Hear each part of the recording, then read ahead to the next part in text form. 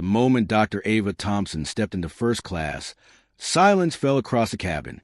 She was dressed neatly in a pink jacket, holding her ticket with quiet confidence. But the flight attendant, Megan Riley, didn't see confidence. She saw color. "Excuse me, ma'am," Megan said sharply. "First class is for premium passengers only."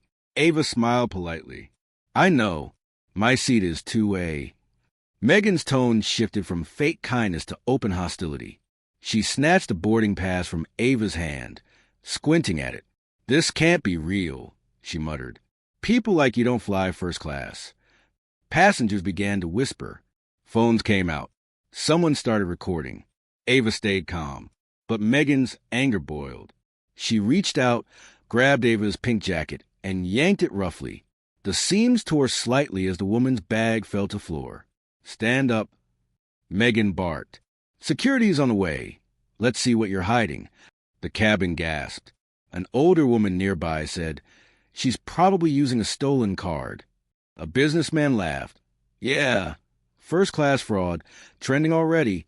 But Ava didn't argue. She simply straightened her torn jacket, lifted her chin, and waited in silence, because she knew something no one else did. The very plane they were sitting in belonged to her company. And in a few minutes, everyone who had mocked her would learn that the woman they tried to humiliate was the owner of their entire airline. Let me tell you a story that will make your blood boil before it makes your heart sing. It's a story about a woman in a pink-colored suit, a woman who walked onto an airplane expecting nothing more than a quiet flight from San Francisco to New York, a woman who, in the span of 30 minutes, would become the center of a viral storm that would change an entire airline industry. Her name was Dr. Ava Thompson, and this is what happened when the world decided she didn't belong. It was a Tuesday morning, the kind where the California sun painted everything gold. Dr. Ava Thompson arrived at San Francisco International Airport early, the way she always did. Punctual, prepared, professional. She wore a pink suit that day, tailored elegant but not flashy. Her heels were modest. Her jewelry was simple. She carried a leather bag over one shoulder and her boarding pass in her hand. Everything about her said quiet confidence, the kind of confidence that doesn't need to announce itself. She walked through the terminal with her head held high, past the coffee shops and newsstands, past the family saying goodbye, and the business travelers checking their watches. She boarded Liberty Air Flight 209 through Priority Lane, first class, seat 2A, and stepped into the cabin with a small smile. She was looking forward to this flight. A few hours of peace, maybe some work, maybe a book, just her, the clouds, and the hum of the engines. But peace wasn't waiting for her in first class. Cold eyes were. The flight attendant's name was Megan Riley. Blonde hair pulled back tight. A smile that looked practiced, professional, the kind flight attendants wear 1,000 times a day. But when Megan saw Ava step into the first-class cabin, that smile did something strange. It flickered, then it faded, then it turned into something else entirely. Suspicion. Ava was moving toward her seat when she felt it, the weight of that stare. She looked up and saw Megan watching her with narrowed eyes, head tilted slightly, as if trying to solve a puzzle that didn't make sense. Ava kept walking. She'd felt stares like that before. She knew what they meant, but she also knew she had every right to be exactly where she was. She reached seat 2A and started to place her bag in the overhead compartment. That's when Megan spoke. "Excuse me, ma'am." The voice was sharp, louder than it needed to be. Ava turned. "Yes." Megan's smile was gone now, replaced by a look that was half annoyance, half accusation. "First-class passengers only," she said, her tone clipped. "The economy cabin starts behind row 8. For a moment, Ava just blinked. Surely she'd misheard. "I'm aware," she said calmly. "This is my seat. 2A. But Megan wasn't listening. She stepped closer, eyes scanning Ava up and down like she was an item that had been placed on the wrong shelf. "Ma'am, I'm going to need to see your boarding pass." Ava held it out. Megan didn't just take it. She snatched it, held it up to the light, like she was inspecting a counterfeit bill, turned it over, squinted at it. "This looks printed," Megan said slowly, suspicion dripping from every word. Did you book this ticket yourself?" The question hung in the air like smoke. Around them, other passengers were starting to notice. A businessman across the aisle, silver hair, expensive watch, looked up from his phone. A young couple 2 rows back stopped whispering. Even a man in seat 1A, who'd been scrolling through emails, paused and glanced over. Ava felt the shift. The cabin had gone from private to public, from neutral to charged. "Yes," she said evenly. "I booked it myself. That's my seat." But Megan's face had already made up its mind. "This doesn't look right," she said louder now, making sure everyone could hear. "Security will need to verify this." And that's when the businessman chuckled. It wasn't a polite chuckle. It was the kind of laugh that cuts. The kind that says, "I knew it. Probably a mix-up," he said loudly, looking around as if inviting others to agree. These days, anyone can make a fake ticket online. Happens all the time. A few heads nodded. Someone murmured in agreement. Ava stood perfectly still, her hands folded in front of her, her face calm. But inside, she could feel it, that familiar, terrible feeling. The feeling of being reduced, of being seen not as a person, but as a problem, a glitch, an error in the system. And then Megan did something that changed everything. She pulled out her phone. "Ladies and gentlemen," Megan said, her voice bright now, almost cheerful. She held her phone up, camera facing forward, the red light of a live stream glowing at the top of the screen. "Looks like we have a little situation here. Someone sitting in the wrong seat in first class." Ava's stomach dropped. She was being live-streamed, broadcast, turned into content. Laughter rippled through the cabin. Not everyone. Some people looked uncomfortable, but enough to make it sting. A young man in row 3 pulled out his own phone and started recording. Then another, and another. Within seconds, Ava wasn't just a passenger anymore. She was a spectacle, a viral moment in the making. Megan narrated like a reality TV host. "Let's see what security has to say about this, shall we?" The comments on the live stream started flooding in. Ava couldn't see them, but she could imagine them. She'd seen this script before. Hashtags would be born. Judgments would be made. Strangers would decide who she was based on 30 seconds of footage and a dozen assumptions. And sure enough, by the time Megan lowered her phone, the hashtags were already spreading. Hashtag first-class fraud. Hashtag seat scam. Hashtag busted. Behind Ava, an older white woman with perfectly styled hair leaned toward her companion and whispered, loud enough for half the cabin to hear. "They always try this nonsense. Entitlement everywhere." The words landed like stones. Ava wanted to respond, wanted to defend herself, wanted to scream that she had earned this seat, that she had every right to be here, that she was more than what they saw. But she didn't. Instead, she did something that would later be called remarkable by some and infuriating by others. She sat down, not in defiance, not in defeat, just sat in seat 2A, the seat that was hers. She folded her hands in her lap, straightened her back, and waited, because Dr. Ava Thompson knew something they didn't. She knew that the truth doesn't need to shout. It just needs to show up. 5 minutes passed, then 10. The cabin was buzzing now. Passengers were whispering, filming, refreshing their social media feeds. The businessman was texting someone, probably sharing the drama. The young couple was leaning in close, watching the live stream on the guy's phone.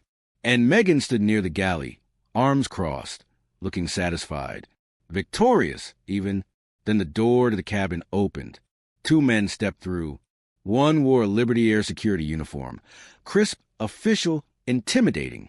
The other wore a suit with a gold name tag that read Flight Manager, Brian Cole. Brian was tall, broad-shouldered, with the kind of face that had probably been handsome once but had hardened with years of authority. He walked with a swagger, the kind that says, "I'm in charge here." He looked at Megan first. "This the passenger?" Megan nodded eagerly. "Yes, sir. Seat 2A. Her boarding pass looked suspicious. I think she—" Brian held up a hand, silencing her. Then he turned to Ava. His eyes swept over her. The cream suit, the modest heels, the calm expression. And then he smiled. It wasn't a kind smile.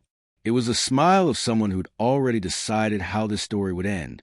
"Ma'am," he said, voice dripping with condescension, "I'm going to need to see some identification and your boarding pass.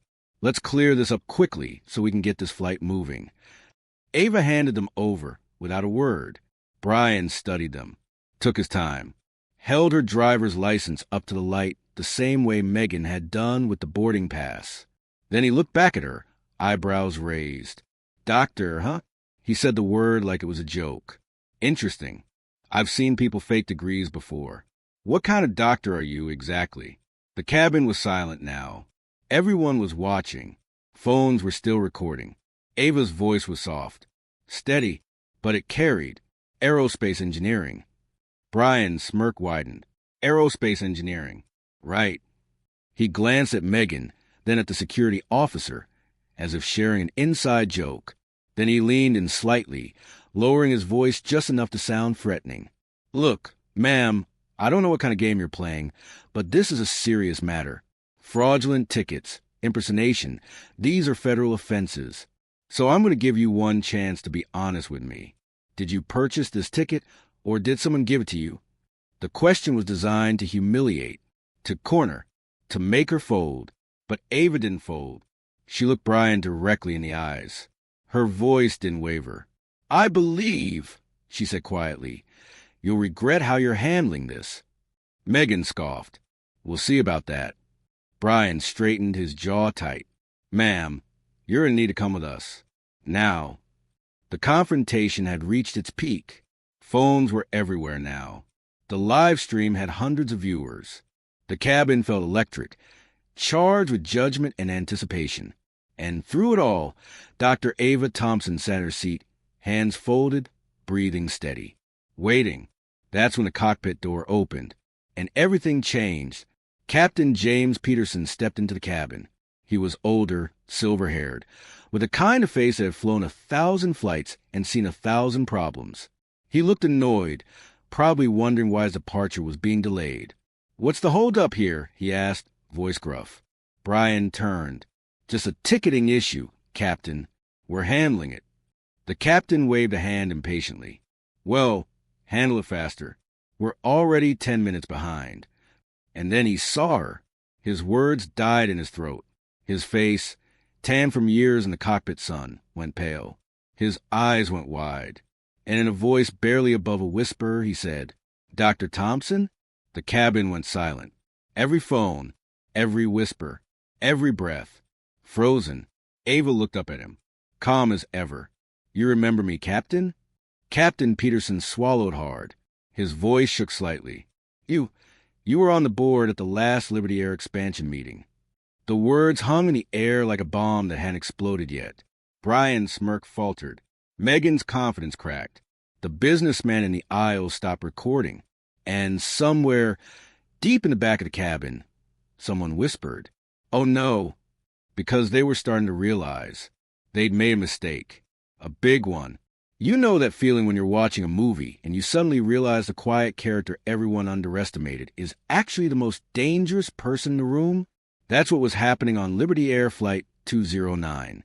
Except this wasn't a movie. This was real life.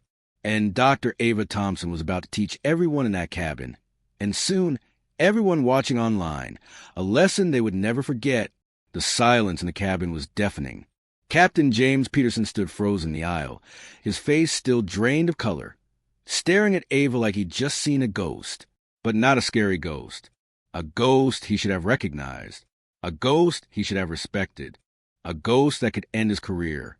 "Dr. Thompson," he repeated, softer this time, almost reverent. I didn't realize you were on this flight." Ava tilted her head slightly. Her expression hadn't changed. Still calm, still composed. But there was something new in her eyes now. Something that said, "Oh, now you see me." "Clearly," she said quietly. Brian Cole, the flight manager with the gold name tag and the smirk that had started to fade, looked between them with confusion spreading across his face. His mouth opened. Closed. Opened again. Captain, do you know this woman? The way he said this woman made it clear he still didn't understand. Still didn't get it. Still thought he was in control of the situation. Captain Peterson swallowed hard. When he spoke, his voice cracked slightly. Brian, I need you to step back. Right now. But, Captain, she... Step back. The authority in Peterson's voice cut through the cabin like a blade. Brian's mouth snapped shut. Megan, who'd been standing near the galley with her phone still recording, lowered it slightly, her smile slipping away. The other passengers leaned forward. This was better than any in-flight entertainment they'd ever had. Captain Peterson turned back to Ava, and something extraordinary happened.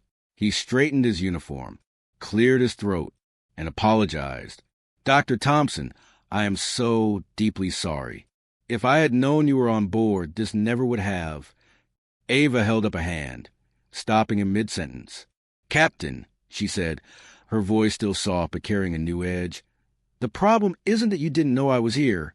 The problem is that this happened at all.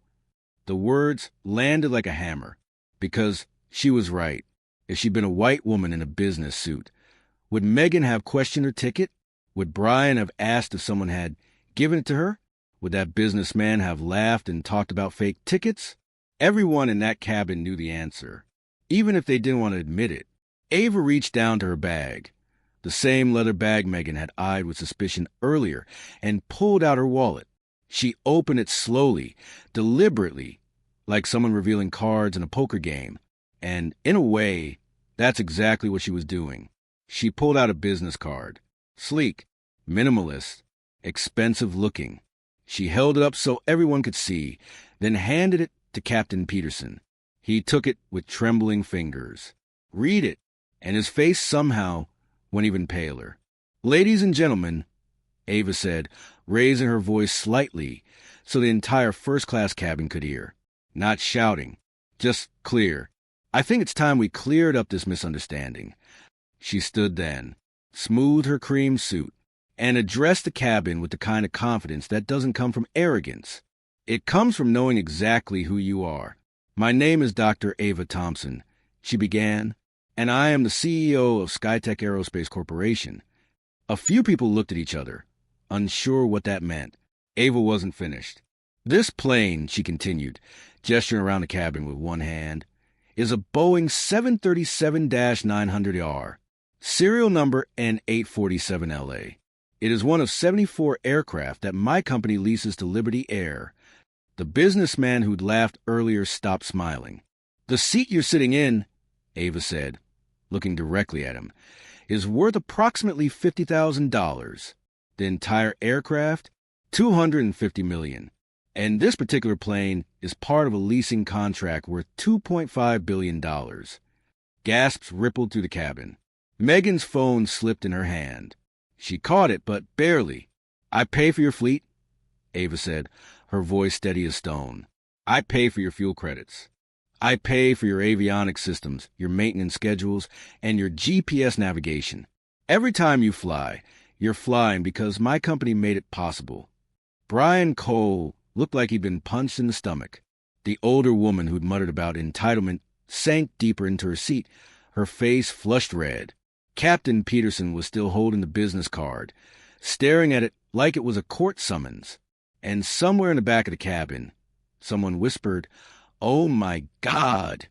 But Ava still wasn't done, because she had one more card to play. She reached back into her wallet, pulled out a second card, and this is when the story went from shocking to absolutely devastating. This card, Ava said, holding it up, is from Horizon Capital Management. I'm a managing partner there. A few people nodded slowly, starting to understand. Horizon Capital, she continued, owns 13% of Liberty Air's parent company, Skyward Holdings. The cabin went completely silent. You could have heard a pin drop. That means, Ava said, letting the words sink in slowly, I'm not just your vendor. I'm not just your supplier. She paused, looked directly at Megan, then at Brian. I'm your employer. The words echoed. I'm your employer. Megan's face crumbled. The phone in her hand, the one that had been live streaming this entire confrontation, suddenly felt like a grenade. Brian Cole's legs looked like they might give out. The businessman across the aisle dropped his phone onto his lap. It clattered against his seatbelt buckle, but he didn't even notice. The young couple who'd been watching the live stream on their phone looked at each other with wide eyes. And Captain Peterson? He looked like he wanted to disappear into the cockpit and never come out. Here's what was happening in the rest of the world while this unfolded. Megan's live stream, the one she'd started to humiliate Ava, to turn her into viral content, to make her the butt of a joke, was still running. Hundreds of people were watching, then thousands, then tens of thousands. But the narrative had flipped. Comments had started with things like, "She's definitely lying," and "Security should arrest her," were now replaced with, "Wait, she OWNS a plane? This airline just harassed their own boss. I'm never flying Liberty Air again. This is the most satisfying thing I've ever seen." Screenshots were being shared. Clips were being cut and reposted. Aviation journalists were being tagged. News outlets were getting notifications. Someone screen recorded the moment Ava revealed the first business card and posted it with the caption, "The most expensive mistake in airline history." It got 2 million views in 20 minutes. Another user posted a side-by-side comparison. Megan's smug face at the beginning of the stream versus her horrified expression now. The caption, "When you realize you just harassed a woman who signs your paycheck." For a million views. And then the financial news picked it up. Breaking, Liberty Air stock drops 2% amid viral discrimination incident. Skytech Aerospace shares surge as CEO handles airline confrontation with grace. The airline industry was watching. Investors were watching. The world was watching. And Liberty Air's public relations team was having the worst day of their lives. Back on the plane, Ava's phone buzzed. She glanced at it, then held it up so Captain Peterson could see the caller ID. "That's your regional director," she said calmly.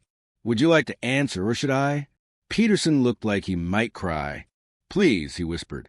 "I'll handle it." But Ava shook her head. "No," she said firmly. "Put it on speaker. Everyone should hear this." Peterson's hand shook as he accepted the call and pressed the speaker button. "Captain Peterson," came a woman's voice, high-pitched and panicked. "This is Regional Director Laura Jensen. Is Dr. Thompson still on the aircraft?" "Yes, ma'am," Peterson said weakly. "Oh, God. Oh, God. Please put her on." Ava took the phone. "This is Dr. Thompson." "Dr. Thompson." The woman's voice was desperate, tumbling over itself. "I cannot express how deeply, deeply sorry we are. This is unacceptable. Completely unacceptable. We're reviewing the footage now, and we will take immediate action. Please accept our most sincere apologies." Ava's voice cut through the panic like scissors through paper. "Ms. Jensen." The director stopped mid-sentence. "I don't want apologies," Ava said clearly. "I want reform." Silence on the other end. "I'm listening," Jensen said finally, her voice quieter now. And that's when Dr. Ava Thompson laid out her terms. Not quietly, not in private. Right there, in front of everyone, with phones recording, with the live stream still running, with the world watching. First, Ava said, pacing slowly down the aisle as she spoke, "Flight attendant Megan Riley is terminated, effective immediately." Megan made a small sound, half gasp, half sob. "She violated your company's anti-discrimination policy. She breached passenger privacy by live streaming without consent, and she created a hostile environment based on racial profiling." "Understood," Jensen said quickly. "Second," Ava continued, "Flight manager Brian Cole is suspended pending a full investigation. He will undergo mandatory bias training and sensitivity education. If he fails, he's terminated." Brian's face had gone from red to gray. "Third, every Liberty Air employee, from baggage handlers to executives, will complete comprehensive bias and sensitivity training within the next 90 days. No exceptions." "We'll make it happen," Jensen promised. "Fourth, quarterly diversity audits. Public, transparent, posted on your website. Done. Fifth, a 24-hour passenger advocacy hotline specifically for discrimination complaints, staffed by third-party advocates, not internal PR. Jensen hesitated for just a moment. That's going to be expensive. Ava's voice went cold. Ms. Jensen, my company's contract with Liberty Air is worth $2.5 billion. Your stock just dropped $40 million in market value. Expensive is relative. You're absolutely right. We'll implement it immediately. Good, Ava said, because this isn't just about me. This is about every passenger who's been humiliated, profiled, or dismissed because someone decided they didn't look like they belonged. The cabin was riveted. This is about the black businessman who gets stopped in first class even though he flies every week. The Latina mother who's questioned about her children's tickets. The Asian student who's treated like a security threat. The Muslim woman who's asked to move seats because someone feels uncomfortable. Her voice grew stronger. Systems don't change because people apologize. They change because people with power demand it.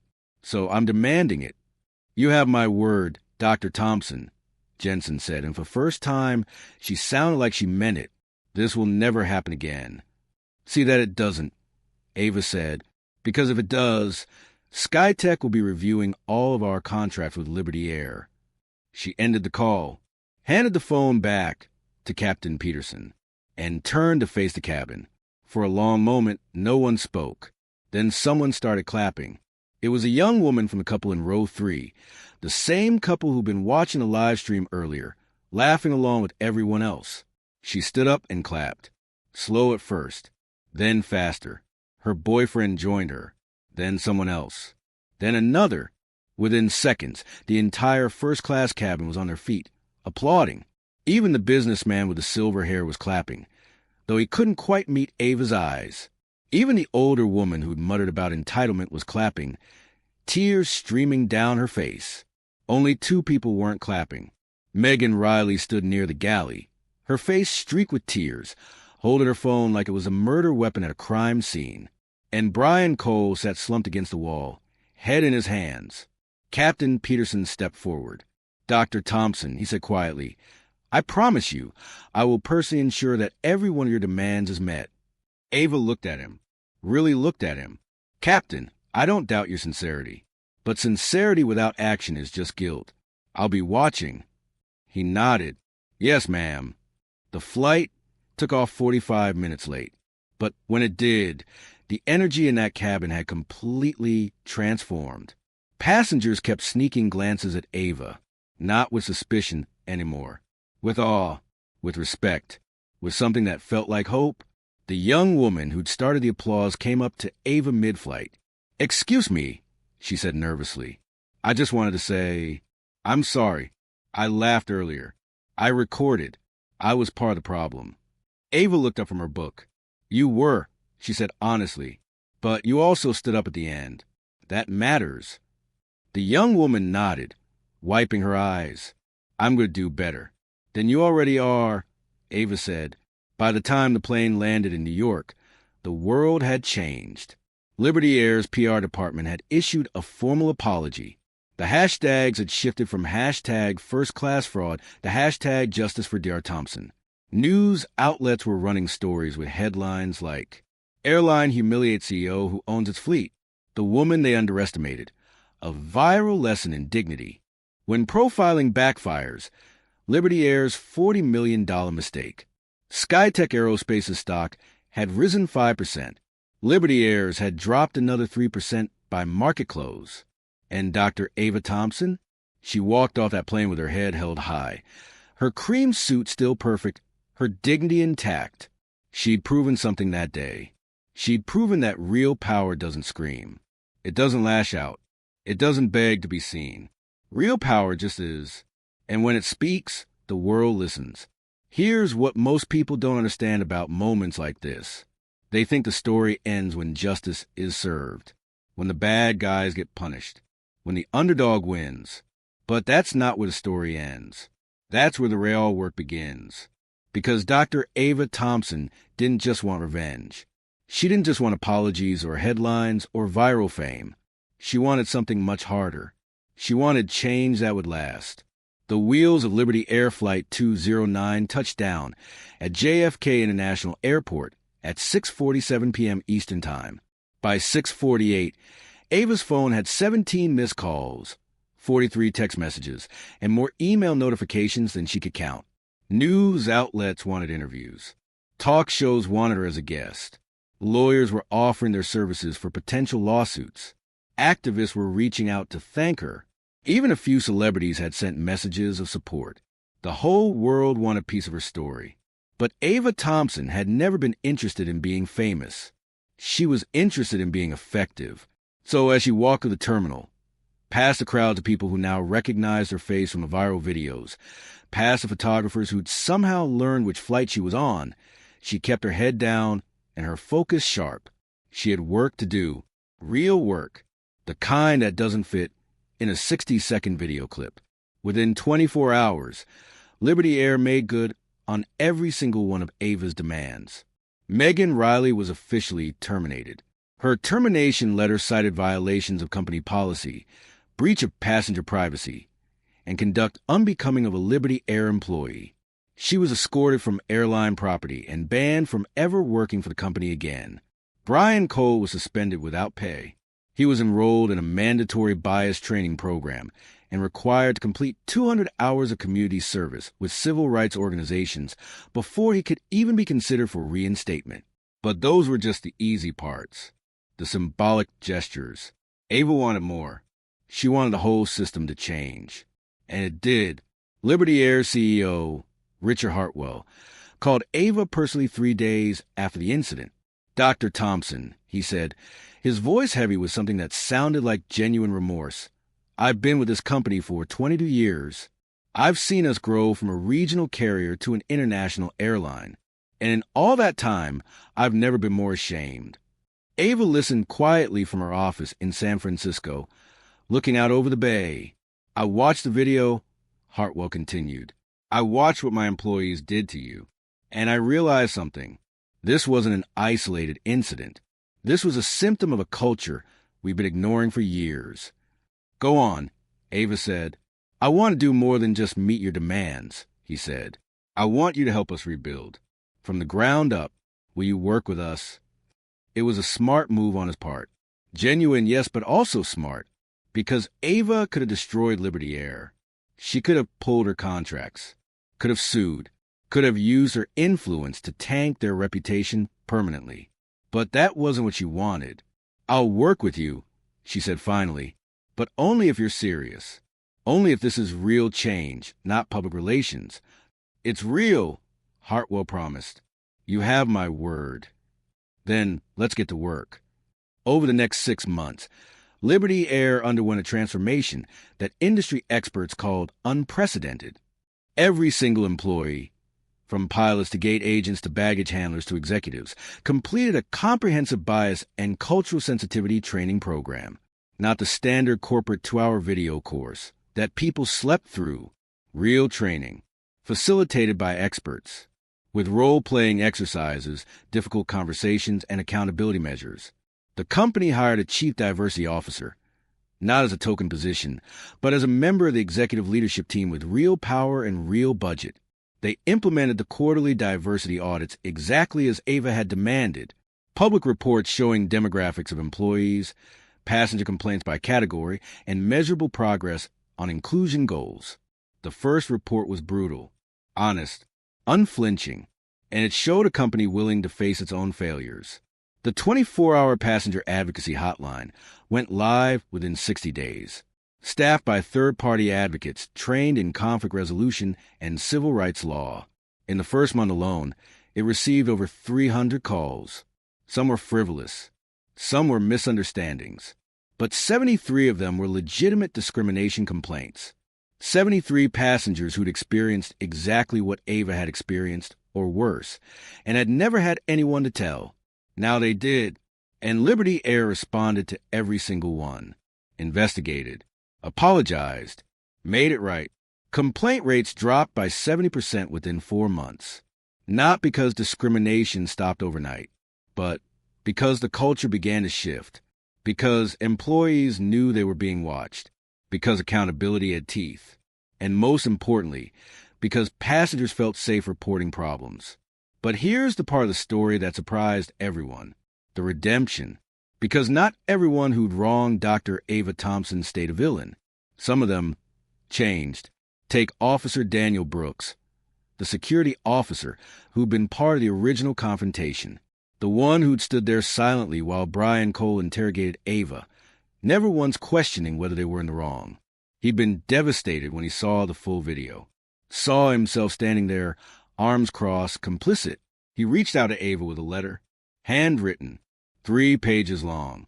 In it, he admitted everything: his assumptions, his biases, his failure to speak up. "I told myself I was just doing my job," he wrote. "But the truth is, I saw you and I made judgments. I'm ashamed, and I want to do better." Ava read the letter twice. Then she did something that shocked her own team. She called him. "Officer Brooks," she said when he answered, his voice shaking. "I read your letter. Dr. Thompson, I'm so sorry." "I know you are," she said, "and I believe you. So let me ask you something. Are you willing to help make sure this never happens to anyone else?" "Yes," he said immediately. "Anything. Then I have a job for you." 3 months later, Officer Daniel Brooks became the head of Liberty Air's new passenger advocacy team. The same man who'd been part of the problem became the face of the solution.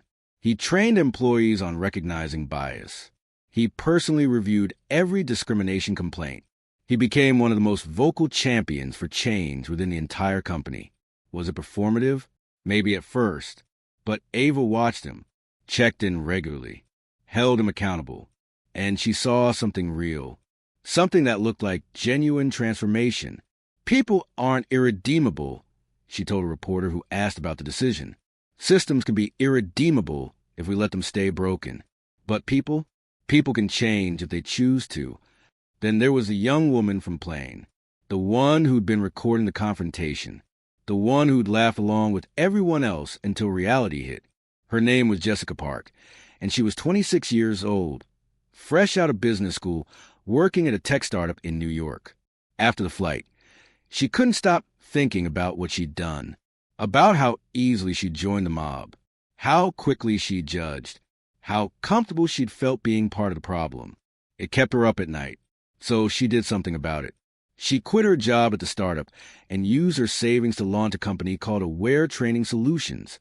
It specialized in bias awareness education for corporations, using real-world case studies, including her own story, to help people recognize their own prejudices.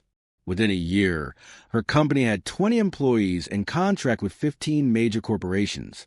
She sent Ava an invitation to speak at her company's first annual conference. Ava accepted. When she took the stage, Jessica introduced her with tears in her eyes.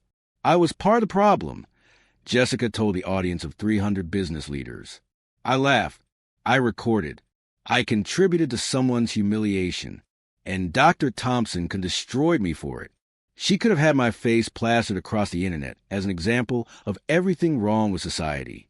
She paused, collecting herself. "But she didn't. She gave me grace. And that grace changed my life." Ava spoke for 45 minutes that day about dignity, about power, about the responsibility that comes with privilege. And when she finished, the standing ovation lasted 3 full minutes. Even Megan Riley, the flight attendant who'd started it all, found her way to redemption. It didn't happen quickly. For months after her termination, Megan spiraled. She was bitter, angry. She gave interviews claiming she'd been made a scapegoat, that the whole thing had been blown out of proportion, that people were too sensitive these days. But eventually, after the anger faded and the interviews stopped, she was left with just herself and the truth that she had profiled someone, had humiliated someone, had turned someone into entertainment. And that truth was hard to swallow. She started therapy, started reading books about implicit bias, started volunteering at community centers in neighborhoods she'd never visited before, started, slowly and painfully, to understand. A year and a half after the incident, she sent Ava an email. Subject line, no response needed. Just "thank you." The email was simple. Dr. Thompson, I don't expect you to forgive me. I don't expect you to respond to this. I just need you to know that I understand now what I did. I understand the harm I caused. Not just to you, but to everyone who's ever been made to feel like they don't belong. I'm sorry, and I'm working every day to be better. Thank you for teaching me what strength with grace looks like. Megan, Ava read it sitting in her home office on a Sunday morning. She didn't respond immediately. She thought about it for a long time, and then she replied with 3 words. Keep doing better. 6 months after the incident, SkyTech Aerospace announced its contract renewal with Liberty Air. $400 million over 5 years. The largest contract renewal in company history.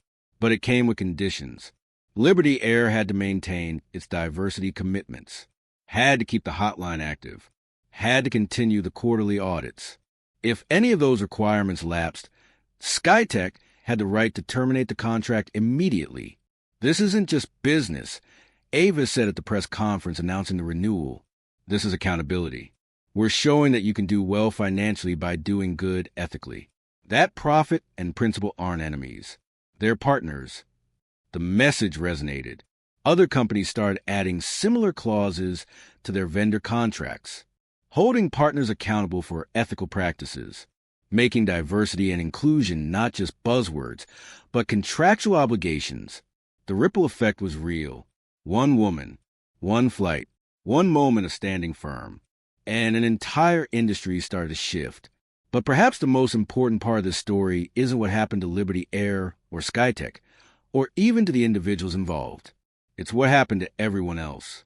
The thousands of people who watched that video, the millions who heard the story, the countless passengers who now felt empowered to speak up when they were treated unfairly. Within a year, passenger discrimination complaints across the airline industry increased by 40%, not because discrimination got worse, but because people stopped accepting it as normal, because they saw Dr. Ava Thompson stand her ground and they thought, if she can do it, so can I. Airlines were forced to respond, to implement better training, to create better reporting systems, to actually listen. The entire culture began to change, all because one woman refused to be diminished. 2 years after the incident, Ava was invited to speak at Harvard Business School. The auditorium was packed. Standing room only. Students, faculty, journalists, business leaders. They wanted to hear from the woman who'd changed an industry. But Ava didn't talk about business strategy or contract negotiations. She talked about dignity. I want to tell you something, she said, standing center stage without notes, without slides, just her voice and her truth. That day on the plane wasn't special. It wasn't unique. It happens every single day to millions of people. The only difference is that I had power. I had resources. I had a platform. She paused, looking out at the sea of faces. But here's what I learned. Power isn't just about money or position. Real power is about knowing who you are, about refusing to let anyone else define your worth, about standing firm even when everyone around you is telling you to sit down. A student raised her hand. Dr. Thompson, what do you say to people who don't have the resources you had, who don't own companies or have millions of dollars? Ava smiled. I say your dignity isn't dependent on your bank account. Your worth isn't measured by your job title. And your voice matters whether you're a CEO or a cashier. She leaned forward slightly. That day, when they were mocking me, I could have yelled, could have cried, could have begged them to believe me. But I didn't. You know why? Because I already believed me. And that was enough. The room was silent. Change doesn't always require power. Ava continued. Sometimes it just requires presence. Standing up when you're told to sit down. Speaking truth when you're expected to stay quiet. Refusing to shrink yourself to make others comfortable. Another student called out, but what if standing up costs you everything? Ava's expression grew serious. Then you have to ask yourself, what does it cost to stay sitting down? What does it cost your soul to accept injustice? What does it cost the next person who will face the same thing if you stay silent? She took a breath. Sometimes the cost of dignity is high, but the cost of losing it, that's higher. The speech went viral, of course. But this time, the comments were different. I spoke up at work today after watching this. I reported discrimination I witnessed. First time I've ever done that. I'm teaching my kids about this story, about standing firm. This is what leadership looks like. One comment stood out to Ava among all the others. It was from a young black woman, a flight attendant at a different airline. I was scared to wear my natural hair to work, scared I'd be unprofessional. But after seeing Dr. Thompson's story, I stopped straightening it. On my first day with my natural hair, a little black girl in first class smiled at me and said, "We have the same hair." That little girl will never know how much that moment meant. Thank you, Dr. Thompson, for showing us that we belong exactly as we are. Ava read that comment 3 times. Then she saved it, because that was the point. Not the contracts, not the stock prices, not the headlines. That little girl, seeing herself reflected, knowing she belonged, that was everything. Today, if you fly Liberty Air, you'll see plaques in every terminal. They're simple, elegant, bronze with black lettering. They read, "Liberty Air is committed to the dignity and respect of every passenger. We believe that everyone belongs in every seat. If you experience discrimination, we want to hear from you. Your voice matters here." Below that, the passenger advocacy hotline number. It's a small thing, a plaque, but it represents something bigger, a promise, a commitment, a reminder that one person's courage can change everything. Dr. Ava Thompson still flies regularly for business, sometimes first class, sometimes economy. It doesn't matter to her. She still wears cream-colored suits sometimes. She still carries herself with quiet confidence. But now, when she boards a plane, something is different. Flight attendants smile genuinely. Other passengers sometimes recognize her and nod respectfully. And occasionally, someone will approach her nervously and say, "Thank you. You inspire me to speak up about something I've been accepting for years." And Ava always responds the same way. You inspired yourself. You just needed permission to believe you were worth it. Let me tell you what this story is really about. It's not about a dramatic confrontation on an airplane. It's not about a powerful CEO putting people in their place. It's about something much simpler and much more profound. It's about the quiet, revolutionary act of refusing to be diminished. It's about knowing your worth even when everyone around you questions it. It's about using whatever power you have, whether it's a business card or just the power of your presence, to make the world slightly better than you found it. Dr. Ava Thompson didn't need to raise her voice. She didn't need to fight with anger. She fought with dignity, with proof, with principle. And she proved something that changes everything. True power isn't loud. True power is knowing exactly who you are and refusing to pretend to be anything less. True power is standing firm when the world tells you to sit down. True power is using your position to lift others up, not to put others down. And true leadership?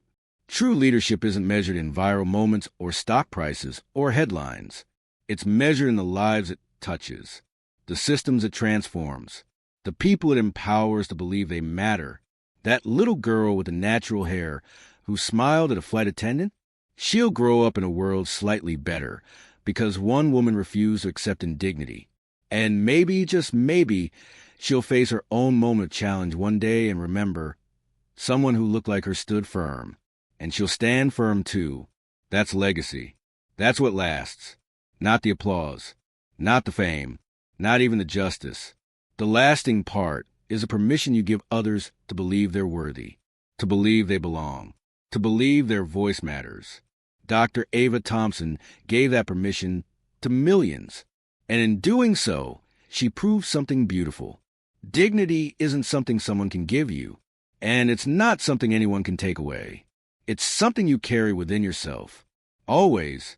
Sometimes, silence speaks louder than anger. Dr. Ava Thompson didn't fight with rage. She fought with truth, power, and grace. And in doing so, she proved that dignity will always rise higher than discrimination. But now, I want to hear from you. If you were in Dr. Ava's position, how would you have handled it? Would you have stayed calm or fought back on the spot? Drop your thoughts in the comments. I'm reading every single one. And if the story moved you or made you think differently, don't forget to like, share, and subscribe so more people can learn from stories like this. Because sometimes one story can change how the world sees people like Dr. Ava, and maybe even how the world sees you.